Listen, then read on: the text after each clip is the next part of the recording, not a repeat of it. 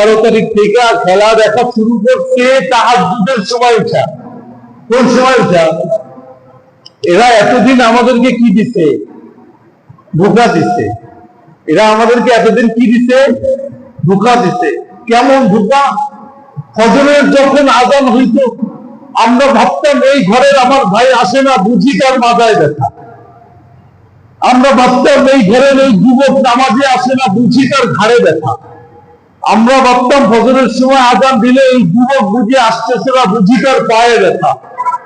আমরা আজান দেওয়ার পর ওই ঘরের ওই যুবক নামাজে না আসলে বুঝতাম হয়তো তার পেটে ব্যথার কারণে সে কিসে আসতেছে না, মসজিদে ফজরের সময় আসতেছে না। আরে কিন্তু 11 তারিখ থেকে যখন দেখলাম যুবক অ্যালার্ম দিয়া 4:30টার সময় উঠা, যার গমক সহ কুচকাওয়াজ দিয়া এক জায়গায় খেলা দেখার মজা জমাইছে, তখনই দেখা ভাবলাম যে আরে এতদিন তো এরা মানে ঢুকাই দিচ্ছে। কথা বলেন ঠিক? এতদিন এরা মানে কি আমাদেরকে কি দিচ্ছে? বোঝেন নাই বুঝি? আরে যেই যুবক অ্যালার্ম দিয়া 4টায় খেলা দেখতে উঠতে পারে, ও ফজরের আজানের অ্যালার্ম শুনে বুঝি জামাতে আসতে পারে না। কথা বলেন, ও বুঝি জামাতে আসতে পারে না। তাহলে যে খেলা দেখার জন্য 4টায় উঠতে পারে, উঠে মনোযোগ সহকারে ওই কানের পাশ দিয়ে যদি মিসাইল উড়া যায় ইরানের, তারপরেও টের পাইব না যে মিসাইল উড়ে গেল নাকি মশা উড়া গেল। এতটা মনোযোগ দিয়ে যে খেলা দেখতে পারে, ফজরের আজান ছিনা এতদিন পর্যন্ত ওই যুবক মসজিদে আসে নাই, তাহলে এতদিন পর্যন্ত অত ধোঁকাই দিত। কথা বলেন ঠিক? তো আমাদের কি ধোঁকাই দিত? এমনকি আল্লাহকেও ধোঁকা দেওয়ার চেষ্টা করছে, ঠিক না?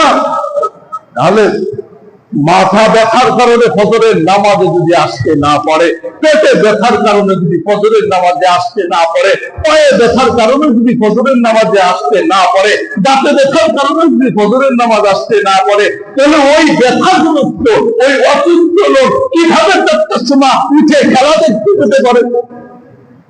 নিশ্চিত সে জাতিকে কি দিয়েছে? ধোঁকা দিয়েছে। তো খেলা দেখার সর্বপ্রথম ফজিলত হইল সে জাতির সাথে গাদ্দারি করা এক ধোঁকাবাজ।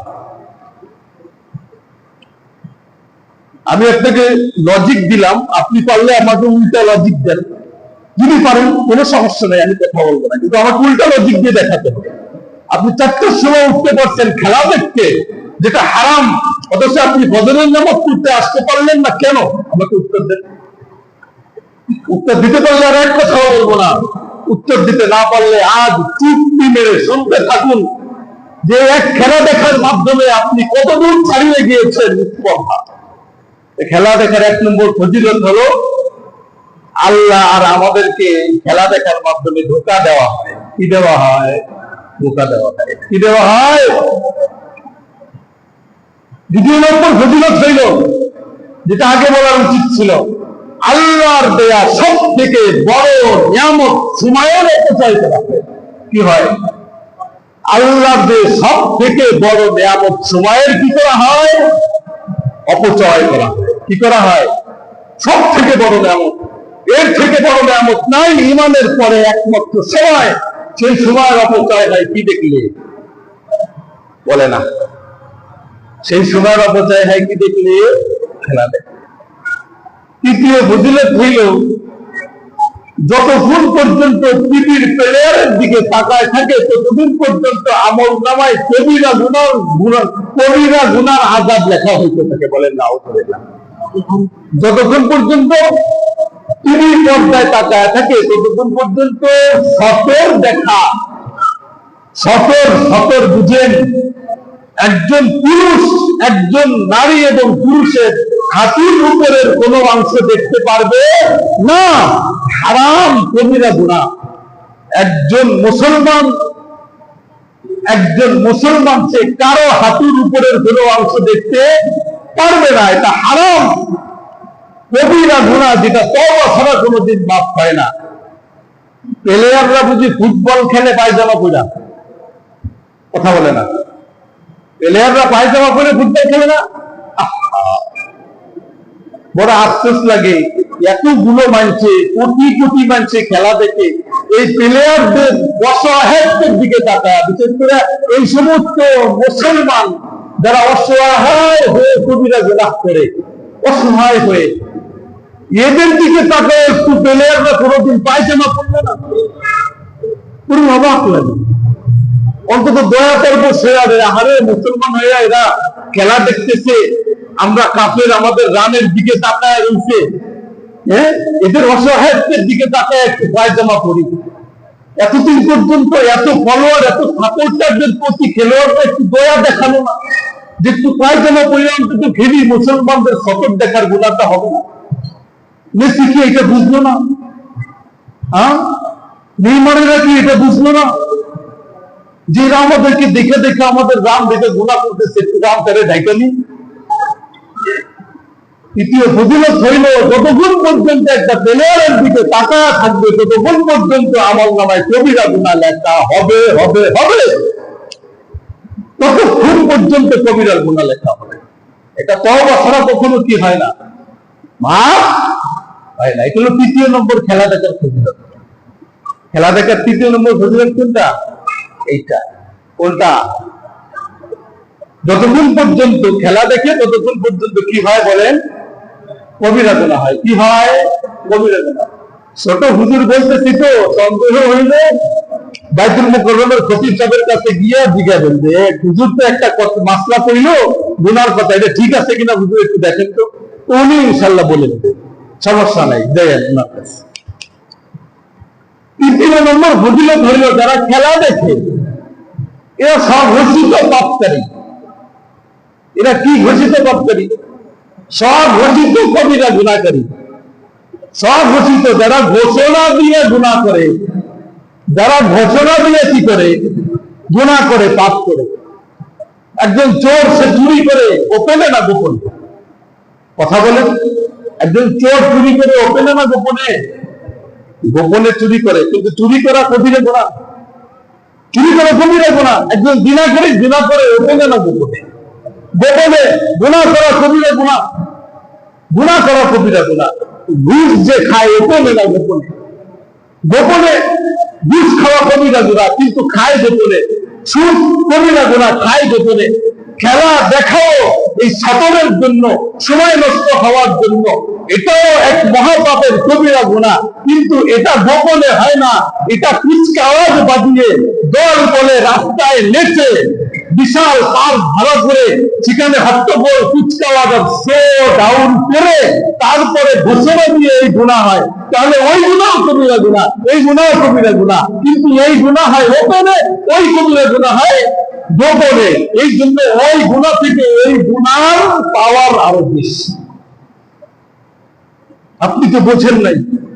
আপনি আরে বাবা, পেপারে আজীব ব্যাপার, 25 বছরের মায়া জার্সি একটা পেরে নাচতেছে, পেপারে দিচ্ছে, পেপারে দিচ্ছে, বলেন জার্সি পরে নাচতেছে। পুরা শত শত বাইক,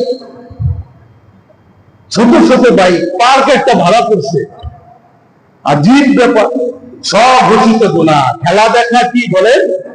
সব ঘোষিত গুনাহ। তার মানে ঘোষণা দিয়ে গুনাহ করা হয়। খেলা দেখলে যে আমি অমক দলের হয়ে গুনাহ করতেছি, আমি অমক দলের হয়ে গুনাহ করতেছি।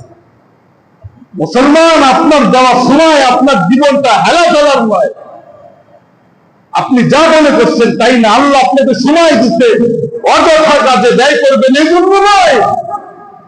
আপনার সময়ের আল্লাহর কাছে বড় দাম। এই সময় আল্লাহর পক্ষ থেকে আপনাকে দেওয়া হয়েছে।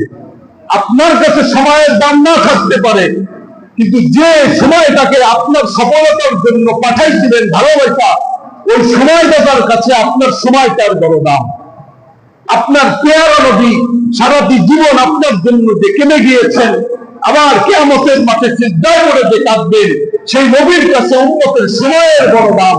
কিন্তু আজ উম্মতের কাছেই তার সময়ের কোনো দাম নেই। এর থেকে বড় আফসোসের বাড়ি আর হতে পারে না। দ্বিতীয় কথা হইল, খেলা দেখে স্থাপন করে কাদের করে। একজনের নাম হইল মেসি, একজনের নাম হইল কি? মেসি। এর পুলাপান চাইটা কয়টা?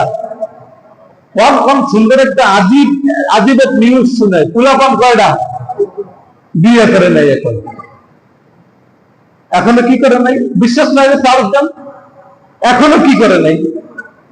পোলাপান কয়টা বোঝেন নাই? এমন মার্কা মারা কথা শুনতে নাকি বোঝেন নাই? বুঝি যারা খেলা দেখে এরাও জানে না। এর পোলাপান কয়টা বিয়ে করে নাই এখনো। কেমনে কি হইলো? কেমনে কি হইলো? এই হলো প্লেয়ারদের দশা, এই হলো প্লেয়ারদের কি দশা। তাদেরকে ফলো করার জন্য, তাদেরকে দেখার জন্য জীবন দিয়ে দেয়। মনে রাখবেন, হাদিস থেকে বলতেছি, যে যা করে আর যে ওই ব্যক্তির ফলোয়ার হয়, অর্থাৎ তাকে অনুসরণ করে, তাকে লাইক করে, যে ব্যক্তিকে লাইক করা হলো, যে ব্যক্তিকে অনুসরণ করা হলো, যে ব্যক্তিকে ফলো করা হলো, তার সভ্যতা, তার আচার, তার আচরণ আস্তে আস্তে আস্তে ওই ব্যক্তি থেকে ফলোয়ারদের ভিতরে পুশ ইন হইতে থাকে। কি হইতে থাকে? পুশ ইন, ঢুকতে থাকে। অর্থাৎ আমি তাকে ফলো করি, আমি চাইবো যে সে যা করে তাই করতে। এটাই তো নিয়ম, ঠিক না? যে যারা শাকিব খানকে সাপোর্ট করে, কোন গেঞ্জিটা সে আজকে কিনলো, দ্রুত গিয়ে ভাই এই গেঞ্জি আছে নাকি, এই গেঞ্জির লেগে বাঁধা হয়েছে, আরো কত গেঞ্জি পায় না, শাকিব খান পড়ছে, ওইটা আমার পড়তে হবে, কেননা আমি তাকে ফলো করি। পরে কি করে না? তাহলে যে তাকে ফলো করবে, যে তাকে অনুসরণ করবে, সেই অনুসরিত ব্যক্তি তার সভ্যতা, তার আচার-আচরণ, তার সংস্কৃতি, তার অভ্যাসগুলো, তার চরিত্রগুলো আস্তে আস্তে ফলোয়ারদের মধ্যে ঢুকতে থাকে। প্লেয়ারদের অবস্থায় যদি এই হয় যে তাদের ছেলে মেয়ে চাপতে হয়, কিন্তু এখনো পর্যন্ত বিয়ে হয় না, ইরিনেক্সিনের মতো সভ্যতা যারা লালন করে, এদের থেকেই তো এই দেশের যুবকদের মাথায় মাথায় এখন রুম ডেট আর হোম মেটেরিয়াল মতো এই সমস্ত অপসংস্কৃতি পশ্চিমা থেকে এসেছে। এদের থেকে এগুলো পাস হয়। কোন দেশের সাপোর্ট করি? যেই দেশ ইসরায়েলের সাপোর্ট করে। কোন দেশের সাপোর্ট করি? যেই দেশ ইসরায়েলকে মিসাইল কিনে দেয় ইরানে মারার জন্য, মুসলমানদের উপরে মারার জন্য। কোন দেশের সাপোর্ট করি? যেই দেশে সমকামিতা বৈধ, যেই দেশে সমকামিতা বৈধ, কোন দেশের সাপোর্ট করি? আমি বুঝলাম না যে মুসলমান এত মূর্খ কি করে হয়, মুসলমানের মাথায় এত গোবর কি করে হয়, এটা আমার মাথায় ধরে না। কোন দেশের সাপোর্ট করলাম? যেই দেশ ইসলামের শত্রু, মুসলমানের শত্রু, মোহাম্মদের শত্রু, ইসলামের শত্রু, এই ধর্মের শত্রু, এই ধর্মকে শেষ করার জন্য যে দেশের প্লেয়াররা তার মাসিক বেতনের 10% শত্রুদের হাতে তুলে দেয় আমাদেরকে ধ্বংস করতে, সেই দেশের সাপোর্ট করি? ঠিক সাপোর্ট, ঠিক সেই দেশের সাপোর্ট করি। কি মাথা আমাদের, কি ভাবনা আমাদের, কি বিবেক আমাদের, আমি বুঝতেই পারি না। দ্বিতীয় কথা হইল, এই দেশে যদি আপনি লাঠিচার্জ করে দেখেন, এই বাংলাদেশে 90% মুসলমান কোরআন পড়তে পারে না, ঠিক কিনা বলে? 90% মুসলমান কি করতে পারে না? কোরআন শরীফ পড়তে পারে না। কোরআন অশুদ্ধ। কোরআন কি? কথা আছে যে কোরআন শুদ্ধ করার, যে কোরআন যার অশুদ্ধ, সে শুদ্ধ করার জন্য পর্যাপ্ত সময় পেয়েও যদি শুদ্ধ না করে, তার এক ওয়াক্ত নামাজও কি হবে না? কবুল হবে না। বলুন তো, 11 তারিখ থেকে যারা ঘন্টার পর ঘন্টা ব্যাপী খেলা দেখে সময় নষ্ট করতেছে, এদের মধ্যে যদি কারো কোরআন অশুদ্ধ থাকে, তাহলে এই 2 দিনের ভিতরে 2 ঘন্টা করে সময় দিলে তার কোরআন শুদ্ধ হতো কি হতো না? হতো কি হতো না? কিয়ামতের ময়দানে যদি আল্লাহ শুধু এই 20 দিনের যতদিন খেলা হবে ততদিনের হিসাব নাই, তোমার তো কোরআন অশুদ্ধ ছিল, তুমি এখানে সময় বের করে খেলা না দেখে এই খেলার সময়টুকু যদি মসজিদের ইমাম সাহেবের কাছে গিয়ে কোরআন শরীফ শিখতে, তাহলে তো আজ তোমার দুনিয়া ও আখিরাত সিদ্ধ হয়ে যেত। অথচ তোমার কোরআন অশুদ্ধ থাকা সত্ত্বেও তুমি এই মূল্যবান সময়টাকে খেলা দেখে নষ্ট করেছো। কি জবাব আছে তোমার কাছে বলো? সেই সময় নষ্ট করা, কোরআন অশুদ্ধ করা ফলোয়ার কি উত্তর দিবে আমাকে বলে? সে কি উত্তর দিবে আমাকে বলে? উত্তর আছে তার কাছে কোনো? এই 20 দিনে যে 2 ঘন্টা সময় বের করতে পারে খেলা দেখার জন্য, সে তার জীবনের মূল্যবান দায়িত্ব কোরআন শিখার জন্য 2 ঘন্টা সময় বের করতে পারে না? কথা বলেন, পারে না? তাহলে কেন সে শিখলো না? বলেন কি উত্তর? আল্লাহ যদি এটা বলে, আপনি কেন শিখলেন না? কেননা আপনি খেলা দেখে সময় অপচয় করার মধ্যে দিয়ে এটা প্রমাণিত হয়েছে যে আপনার কাছে পর্যাপ্ত অপচয় করার মতো সময় আছে। কথা বলেন ঠিক কিনা?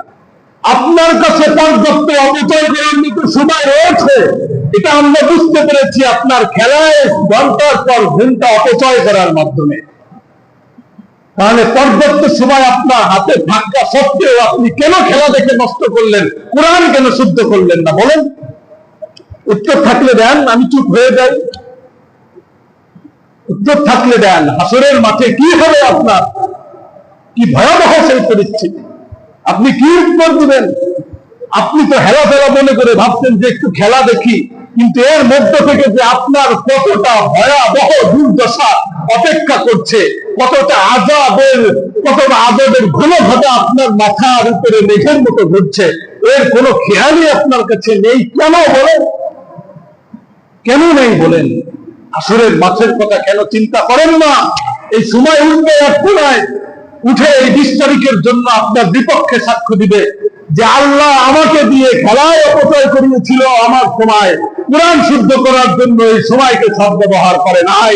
তখন আপনার উত্তর কি হবে? বলেন। বলেন।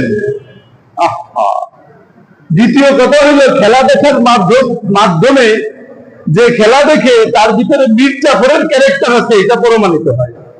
কি হয়? মীর জাফরের ক্যারেক্টার আছে। এটা কিভাবে? ফিলিস্তিনের উপরে এখনো প্রত্যেকদিন কি চলে? বলেন। হামলা চলে কি চলে না? যারা পেপার দেখেন ওরা বুঝবেন। ফিলিস্তিনের উপরে এখনো, আমি যদি বলি এখনো কোনো না কোনো নির্যাতন চলতেছে, তাহলে তো ঠিক হবে। না হলে আপনি ফিলিস্তিনে গিয়ে দেখেন, এখনো কোনো না কোনো কি চলতেছে? নির্যাতন চলতেছে। এবং কিছুদিন আগে তারা এই নির্যাতনের দাঁড়িয়েছে, যা অমানবিক, পাশবিক, কারোই বুকে এটা অমুসলিমরা এটা দেখে মুসলমান হয়েছে, কেঁদেছে।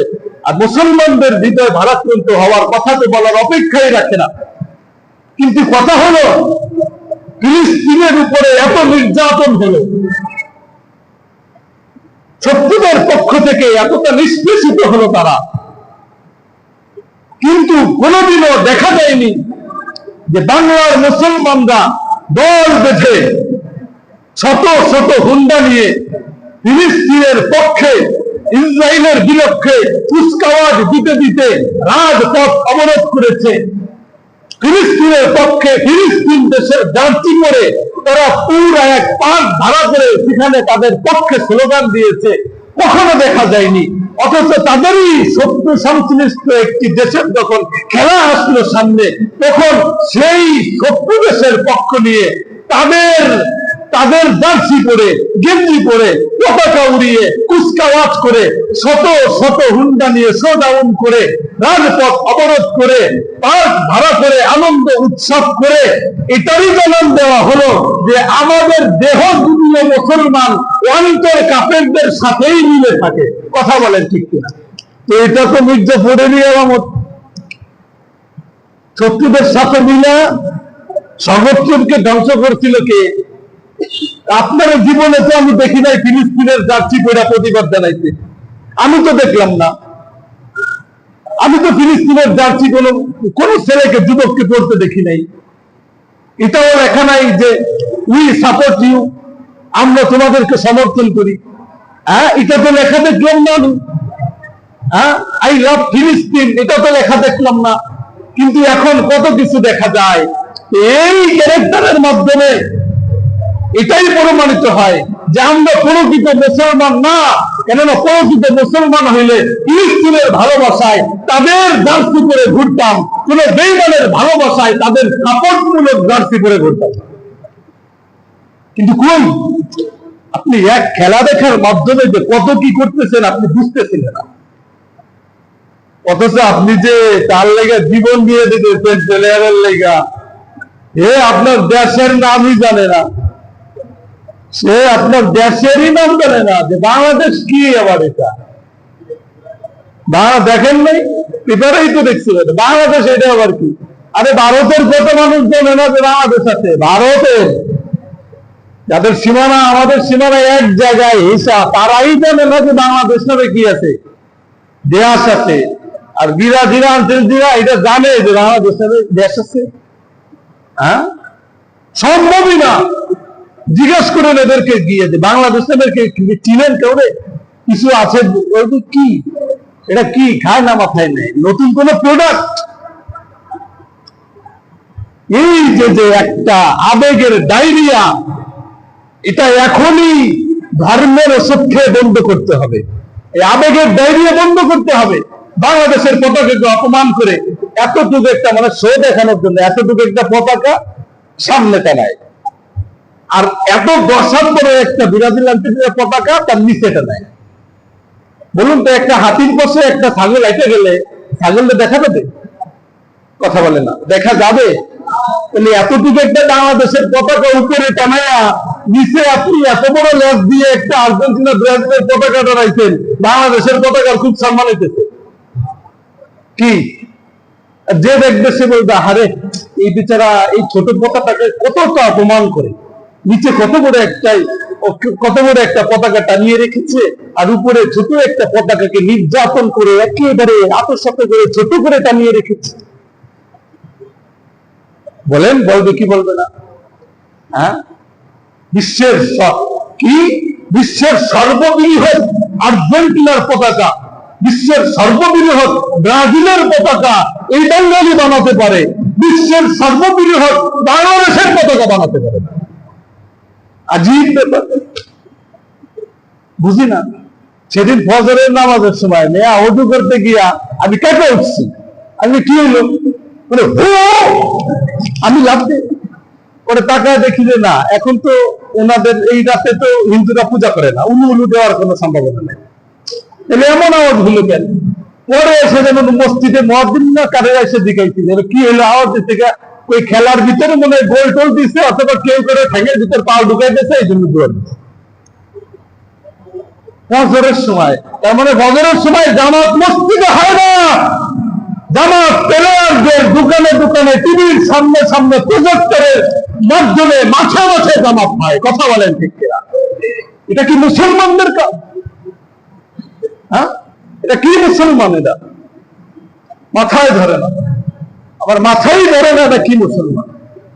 আরে বাবা, সেদিন পেপারে দেখলাম, পেপারে হেডলাইনে লাগছে যে রাতেই এসেছি খেলা দেখতে। কি হেডলাইন? কি রাতেই এসেছি খেলা দেখতে? জুয়ান জুয়ান মাইয়া, 16, 17, 20, 22 এইসব মায়েরা এই জায়গা ট্যাটু মাইরে দিয়া আর পুরো বডি তো প্লাস্টিক সার্জারি করে ফেলছে আর্জেন্টিনা বিরোধী দিয়া। এরপরে করতেছে এসেছে রাতেই এসেছি খেলা দেখতে, আর এইভাবে টানিয়ে দিয়েছে রাতেই এসেছি খেলা দেখতে। আরে রাতে এই জুয়ান মায়েরা যে মা বাবা ছেড়ে দিচ্ছে, ও তো কুলাঙ্গার। কথা বলেন ঠিক কিনা? ও নিজেরই তো কোনো সচেতনতা নাই, নিজেরই কোনো ভালো সিদ্ধ অশুদ্ধ বোধ নাই। আর এইগুলো যে রাতে এই সমস্ত যুবক ছেলেদের সাথে খেলা দেখতে আইছে, কোন সময় নিজেই খেলনা হয়ে যায় কিনা এরও তো কোনো নিশ্চয়তা নাই। কথা বলেন ঠিক কিনা? ও তো খেলা দেখতে নিজেই খেলনা হয়ে যাবে। হ্যাঁ, এমন হয়েছে তো। খেলা দেখতে গেছিল 2 জন, এরপরে রিপোর্টে দেখা যায় 3 জন। এগুলো তো বলা যায় না মসজিদে। হয়েছে, অনেক হয়েছে এরকম। এগুলো কি মনে রাখবেন, যদি আপনার কাছে পর্যাপ্ত পরিমাণ খেলা দেখার সময় থাকে আর আপনার কোরআন অশুদ্ধ থাকে, আপনার নামাজের নীতি এখনো শেখা হয় নাই, ধর্মের বিধান এখনো জানেন না, অথচ আপনার কাছে পর্যাপ্ত সময় রয়েছে, সেই সময় ধর্মকর্মে না লাগিয়ে, নিজের শুদ্ধতার সফলতার জন্য না লাগিয়ে, যতদিন পর্যন্ত এই সময় খেলা দেখার পিছনে এবং এমন অনর্থক বিষয়ের পিছনে আপনি অপব্যয় করবেন, ততক্ষণ পর্যন্ত আল্লাহর এই কালাম, আল্লাহর এই বাক্য আপনার উপরে বিপরীত ভাবে প্রতিফলিত হতে থাকবে। লাইন সাকারতুম, তোমাকে আমি শুকর করতে বলছিলাম সময় দিয়ে, ওয়ালাইন কাফারতুম, কিন্তু তুমি সময়ের শুকর করো নাই। এই জন্য ইন্না আযাবি লাশাদীদ, জেনে রেখো নিশ্চয়ই সামনে তোমার দিন ঘুরিয়ে আসতেছে। কথা বলেন ঠিক কিনা? এটা আপনি জেনে রাখুন। আপনি কি মনে করেন যে কোন দলকে সাপোর্ট করার ইচ্ছা আমার নাই? কথা বলে না। আরে আমিও তো একজন মানুষ, আমার কি সাপোর্ট করার ইচ্ছা নাই? আমার কি কোন দলের প্রতি ভালোবাসা জাগে না? কিন্তু যেখানে আল্লাহ বলছেন নো, সেখানে আমি বলি ইয়েস, কখনো নয়, নেভার। আর আল্লাহ যেখানে বলছে ইয়েস, আমি সেখানে বলি যে ইয়েস, অবশ্যই, এক্স্যাক্টলি ইয়েস। যেখানে আল্লাহ বলছে না, সেখানে অবশ্যই আমার না থাকতে হবে। আর যেখানে আল্লাহ বলছে হ্যাঁ, সেখানে অবশ্যই আমার হ্যাঁ থাকতে হবে। তবেই আল্লাহর নিয়ামতের শুকরিয়া আদায় হবে, অন্য কোন পন্থায় নিয়ামতের শুকরিয়া আদায় হবে না। 5 ওয়াক্ত নামাজ আপনার হাতে তুলে দিছিলেন আল্লাহ, যে এটাকে যত্ন করো ফজরের সময়। আপনি ফজরের সময় জামাতকে অবহেলায় রাইখা আপনি গেলেন খেলা দেখতে। শুকর আদায় হইল না নাফরমানি হইল? আল্লাহ বলে ইন্না আযাবি লাশাদীদ, আমার শাস্তি কিন্তু বড় ভয়াবহ। বড় কি বহ? বড় ভয়াবহ, বড় ভয়াবহ। আল্লাহ চোখ দিছিল, সুন্দর আলো দিছিল, যে চোখটার এই আলো, এই দৃষ্টিকে আমি যেখানে যেখানে বলছি সেখানে সেখানে ব্যবহার করো। সেখানে ব্যবহার না করে যদি কবিরা গুনাহ করার জন্য এই সমস্ত আগ ল্যাংটা প্লেয়ারের দিকে তাকায় এই সময়ের আলোকে নষ্ট করা হয়, আল্লাহ বলে চোখের আলোর প্রক্রিয়া আদায় হইলে না। ইন্না আযাবি লাশাদীদ, জেনে রেখো আমার শাস্তি কিন্তু বড় ভয়াবহ। এইটার নাম হলো শুকর। কিছুই বলতে পারি না এই শুকরের, যে শুকর কাকে বলে। 3 জিনিস দিয়ে শুকর হয়। নিয়ামত দিছে পাইয়া মুখ দিয়ে আল্লাহর শুকর করলাম, যে আলহামদুলিল্লাহ, মুখ দিয়ে স্বীকার করছি। এরপরে নিয়ামত দাতা যে আমাকে ভালোবেসে নিয়ামত দিছে, এই জন্য আমিও তাকে অন্তর দিয়ে ভালোবাসছি। আর নিয়ামত দাতা এই নিয়ামতটাকে যেই ভাবে ব্যবহার করতে বলতে, অঙ্গ প্রত্যঙ্গ দিয়া ওইভাবে ব্যবহার করার নামই হইল শুকর। এর একটাও যদি না পাওয়া যায় তাহলে শুকর হবে না। আর না শুকর হইলে আল্লাহ বলে যদি না শুকরি করো, ইন্না আযাবি লাশাদীদ, indeed my punishment is severe, জেনে রেখো আমার আযাব কিন্তু আপসহীন, বড় কঠিন, বড় কঠিন। বৈশা বৈশা না শুকরি করতেছেন, বৈশা বৈশা না শুকরি করতেছেন নিয়ামতের। ভাইবে রাখেন, খেলা দেখলে কি হয়? সময়ের অপচয়, কবিরা গুনাহ, আল্লাহর দেওয়া সময়ের নষ্ট। খেলা দেখলে কি হয়? বিধর্মীদের সাপোর্ট করা হয়। খেলা দেখলে কি হয়? মির্জাফরের ক্যারেক্টার অবলম্বন করা হয়। এই জন্য খেলা দেখা যাবে, খেলা দেখা যাবে, হ্যাঁ খেলা দেখা যাবে। আজ থেকে যে এই বয়ান শোনার পরে নিজের পরিহিত জার্সি খুলে তওবা করে মসজিদে আসবে, বুঝা যাবে সেই আল্লাহর এই আয়াতের মর্ম বুঝে তওবা করে তার নিয়ামতের শুকর আদায় করতে আসছে। আর এই বয়ান শোনার পরেও তারা খেলা দেখবে, বুঝা গেল তারা আল্লাহর এই আয়াতের মর্ম বুঝে শুনেও নাফরমানি করতেছে। এদের দুর্ভাগ্যের আর কোন সীমারেখা কারো কাছেই নাই, কারো কাছেই নাই, কারো কাছেই নাই। এতটুকু শুধু বলে দিলাম, আমার দায়িত্ব ছিল বলার, এই জন্য আমি বলে দিলাম। আপনার ইচ্ছা হইলে মানবেন, ইচ্ছা না হইলে মানবেন না, এটা আপনার ম্যাটার, এটা আল্লাহ আপনার সাথে বুঝবে। আমার সাথে যেটা বোঝার ছিল এটা হলো তুমি বলে দাও, নাইলে এদের সাথে তোমারও উঠে পানিশমেন্ট দিব।